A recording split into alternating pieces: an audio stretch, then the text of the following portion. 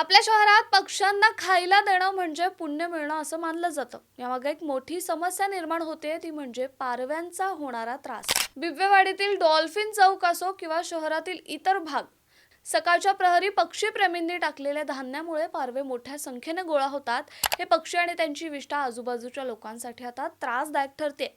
श्वसनाचे आजार होण्याची या सगळ्यामुळे शक्यता वाढते. महापालिकेने आधीच सांगितलं होतं की पक्ष्यांना उघड्यावर खायला घालू नका, पण आता त्यांनी हे आणखी कडक केलंय.